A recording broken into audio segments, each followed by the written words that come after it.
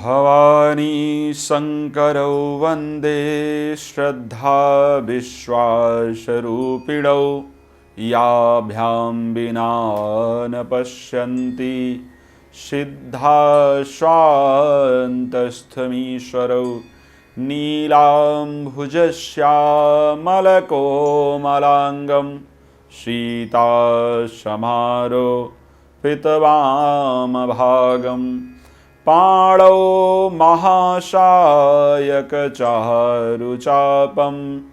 नमामि रामं रघुवंशनाथम। जय श्री राम। बहुत स्वागत है आपके अपने विशेष कार्यक्रम हमारे राम। हम इस कार्यक्रम के अंतर्गत चर्चा करते आ रहे हैं सुंदरकांड की अलग अलग चौपाइयों को लेकर के, अलग अलग दोहों को लेकर के। तो आज सुंदरकांड के दूसरे दोहे पर हम लोग विशेष रूप से चर्चा करेंगे। आप लोग श्रद्धा से इसको श्रवण करें, अपने जीवन में उतारें।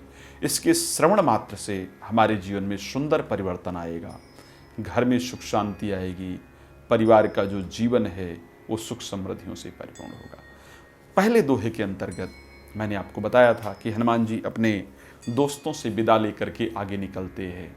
मैनाक जो पर्वत है, मैनाक कौन है? समुद्र ने कहा कि मैनाक बाहर निकल करके जाओ, हनुमान जी आ रहे हैं, रास्ता बहुत लंबा है, 100 योजन का समुद्र है। तो ऐसे कंडीशन में क्या करना है आपको? हनुमान जी का रास्ते में थकान ना हो, उसके लिए थोड़ी देर के लिए विश्राम प्रदान करें। मैनाक आखिर है कौन? अगर मैनाक और हनुमान जी के रिश्ते को देखा जाए तो मैनाक और हनुमान जी का रिश्ता क्या है? मैनाक वास्तविकता में अगर देखा जाए तो हनुमान जी के रिलेशन में आता है। मैनाक कौन है? पार्वती जी का भाई है। और हनुमान जी कौन है? शिव जी के अवतार हैं, शंकर सुवन केसरी नंदन। तो हनुमान जी भगवान शिव के 11वें रुद्र के जो अवतार हैं वो भगवान हनुमान जी हैं। पार्वती का भाई मैनाक वाक्य में अगर देखा जाए तो हनुमान जी के रिश्ते में उनका साला लगता है। मैनाक ही एक ऐसा पर्वत है जिसके पंख हैं। आप लोगों को शायद ज्ञात होगा कि पहले पर्वतों के पंख हुआ करते थे, वो उड़ करके एक जगह से दूसरी जगह को जाया करते थे। इस कंडीशन में बहुत नुकसान होता था। तो इंद्र ने क्या किया? सभी पर्वतों के जो पर हैं, देवताओं के राजा इंद्र ने, उन्होंने कटवा दिया। मैनाक उस टाइम पर आकर के समुद्र के अंदर छिप गया। मैनाक जब समुद्र के अंदर आकर के छिप गया, वहीं पर छिपा हुआ है। हनुमान जी आ रहे हैं तो समुद्र कहता है, हे मैनाक, और पर्वत तो निकल नहीं सकते या उड़ नहीं सकते, लेकिन तुम्हारे पंख हैं, तुम उड़ सकते हो, तो जाओ हनुमान जी को रास्ता दो। जब मैनाक आता है तो हनुमान जी बहुत सम्मान देते हैं। 2-3 चीजें ध्यान रखने की आवश्यकता है। कई बार हम लोगों को आपको कुछ ऐसे लोग जो शायद आपके स्टेटस में नहीं आते हैं, वो लोग आपको आमंत्रित करते हैं, वो लोग आपको अप्रिशिएट करते हैं, वो लोग आपसे संबंध अच्छा रखना चाहते हैं, लेकिन अभिमानवश आप उनको इग्नोर कर दिया करते हैं। अहंकार बस कि ये तो हमारे स्टेटस में है ही नहीं, हम बहुत बड़े हैं और इनका जो स्टेटस है वो हमारे लेवल का है नहीं, लेकिन हम उनको जो है इग्नोर करते हैं। हनुमान जी ने बहुत सुंदर सिखाया। हनुमान जी ने क्या किया? जानते हैं कि मैं अगर बैठूंगा, मैं पिछले पर्वतों पर जिन पर पैर रखा है वो नीचे जमीन में धंस गए हैं, अगर मैं विश्राम करूंगा मैनाक के ऊपर तो हो सकता है जमीन में धंस जाए, और उसके बाद जिस कार्य को मैं करने जा रहा हूं उस कार्य में विश्राम नहीं हो सकता है। लेकिन हनुमान जी ने बहुत सुंदर रिस्पेक्ट दिया। क्या किया? स्पर्श किया, प्रणाम किया। हनुमान तेहि परसा कर पुनि कीन प्रणाम, और राम काज कीन हे बिनु मोहि कहाँ विश्राम। हनुमान जी कहते हैं, हे मैनाक, आपका सम्मान है, आपका धन्यवाद है, आपने मुझे विश्राम के लिए स्थान प्रदान किया, लेकिन मैं तो प्रभु कार्य के लिए जा रहा हूं, मैं तो राम कार्य के लिए जा रहा हूं। बिना प्रभु के कार्य को किए हुए मुझे विश्राम नहीं चाहिए। राम काज कीन हे बिनु मोहि कहाँ विश्राम। उसके बाद आगे हनुमान जी चलते हैं तो गोस्वामी जी लिखते हैं, जात पवन सुत देवन देखा, जा नहीं कहूँ बल बुद्धि विशेखा, सुरसा नाम अहिन कई माता, पठयन आई कही तही बाता। अब हनुमान जी यहां से आगे चलना प्रारंभ करते हैं। देवताओं ने सुरसा को भेजा। देवताओं की बहुत चालाकी है, अगर मैं चर्चा करूं तो शायद ये चर्चा बहुत लंबी हो सकती है। देवताओं ने सुरसा को भेजा कि जाओ हनुमान जी के जो बल है उसकी परीक्षा लो। दो चीजें इसलिए किया, महत्वपूर्ण कारण है कि अगर हनुमान में बल कम है तो ये लंका पहुंच नहीं पाएगा, और अगर कारणवश बल अधिक है, हम चेक कर लेंगे, लंका पहुंच गया और वहां पर रावण को पता चला कि देवताओं ने इसको रोकने का प्रयास नहीं किया है, तो रावण निश्चित रूप से हमें दंडित करेगा। हम रोकने का प्रयास करेंगे, अगर इसके अंदर बल अधिक होगा तो हम इसको जाने देंगे, ताकि ये लंका की जो परिस्थितियां हैं उनको समझ पाएगा, उनको नष्ट कर पाएगा। अगर बल कम होगा तो हम जाने नहीं देंगे, नहीं तो रावण का कुछ कर नहीं पाएगा, रावण बदले में हमें बहुत परेशान करेगा। तो क्या किया, हनुमान जी को रोकने का प्रयास किया, सुरसा को भेजा। सुरसा नाम अहिनकै माता। सुरसा कौन है? ऋषि कश्यप की पत्नी, दक्ष की पुत्री, सर्पों की माता है सुरसा। सुरसा नागों की माता है। वाकई में सर्पों की जो माता है वो कंदु है। कंदु जो है वो सर्पों की माता है, लेकिन सुरसा जो है, जो सात्विक नाग हैं, उनकी माता है। पठेन आई कही बही बाता, आज सुरन मोहिदीन आहारा।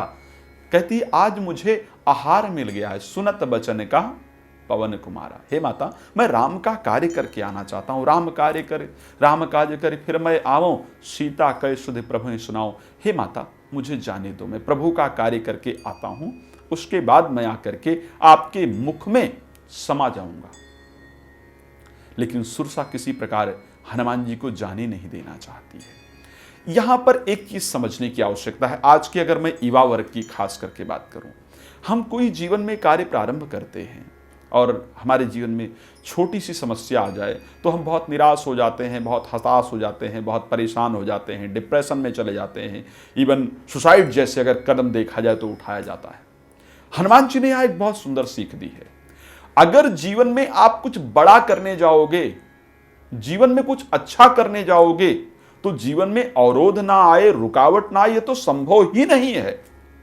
आपको यदि जीवन में कुछ अच्छा करना है, कुछ बड़ा करना है, तो आप सबसे पहले तो अपने टारगेट को, सिर्फ टारगेट पर फोकस करना चाहिए। हनुमान जी ने क्या किया, आप जब कुछ अच्छा करने चलोगे तो आपको बहुत सारे लोग रोकने का प्रयास करेंगे, और उस रोकने में सबसे पहला प्रयास क्या होगा, आपको मार्ग से डिस्ट्रैक्ट करने का प्रयास करेंगे, आपको रास्ते से भटकाने का प्रयास करेंगे।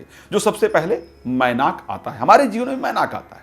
जैसे हम लोग बढ़ना प्रारंभ करते हैं तो लोग हमारे साथ जुड़ते हैं और हमें फिर इधर ले जाना, उधर ले जाना, ये काम आपके लिए बेहतर है, वो काम आपके लिए बेहतर है, नशीली चीजों की तरफ आपको आकर्षित कराएंगे, समाज की विषय वासनाओं की तरफ आपको ले जाएंगे, ताकि आप विश्राम मोड में आ जाओ, आप रिलैक्स मोड में आ जाओ और अपने काम में सफल ना हो पाओ।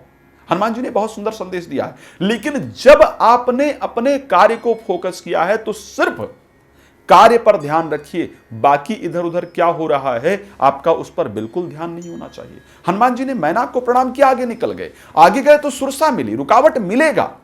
ऐसा हो ही नहीं सकता है कि अगर कोई अच्छा कार्य करने जाओ और उसमें रुकावट ना आए। लेकिन वहां पर ना तो उस रुकावट से उलझने की आवश्यकता, हनुमान जी उलझे नहीं सुरसा से। हनुमान जी ने प्रणाम किया और कहा कि राम काज, मां मेरा कार्य पूरा होने दे, मैं आकर के तेरे मुंह में समा जाऊंगा। लेकिन सुरसा नहीं मानती है।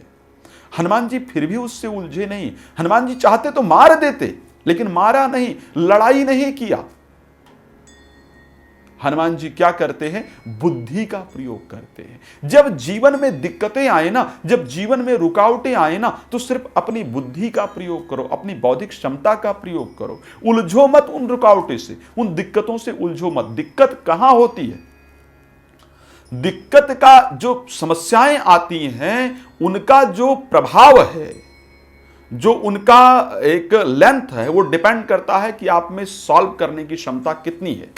यदि आप समस्याओं को खत्म करने की या समस्याओं से निपटने की आपके अंदर क्षमता है तो समस्याएं बड़ी नहीं हो सकती है। लेकिन यदि वो क्षमता नहीं है तो समस्याएं बड़ी होती जाती हैं। आप देखिए, सुरसा आई थी हनुमान जी के मार्ग को रोकने के लिए, लेकिन सुरसा को कहना पड़ा कि राम कार्य सब करी हूं तुम बल बुद्धि निधान, और आशीष दे गई सो हर्ष चलो हनुमान। आशीर्वाद दे करके गई। समस्या जीवन में आए, जो समस्या प्रकट करने आए, हमें इतनी बुद्धि के साथ उसको हैंडल करना है कि वो हमें आशीर्वाद दे करके जाए। ये दोहा मैं ऐसे नहीं कह रहा हूं। अगर जीवन में बहुत रुकावटें आ रही हैं, बहुत समस्याएं आ रही हैं, तो सुंदरकांड के इस दूसरे दोहे का रोज पाठ करना, छोड़ना नहीं, रोज इसका श्रद्धा से पाठ करना। इस दूसरे दोहे का पाठ निश्चित रूप से आपकी समस्याओं को दूर करके आपके जीवन को एक रास्ता प्रदान करेगा। ज़्यादा लंबी ना हो वीडियो, इस कारण से मैं अपनी चर्चा को यहाँ पर समाप्त कर रहा हूँ। फिर एक नए चर्चा के साथ आपके सामने आऊँगा, नए विषय के साथ आपके सामने आऊँगा। चैनल को सब्सक्राइब करना ना भूलिए, ताकि मैं अच्छी अच्छी जानकारियाँ आप तक पहुँचा पाऊँ। और लोगों को वीडियो भेजिए, अधिक से अधिक लोगों से सब्सक्राइब कराइए, ताकि मेरा उत्साह बढ़े और मैं आप तक नई नई राम चर्चा जरूर पहुँचाऊँ। जय श्री राम।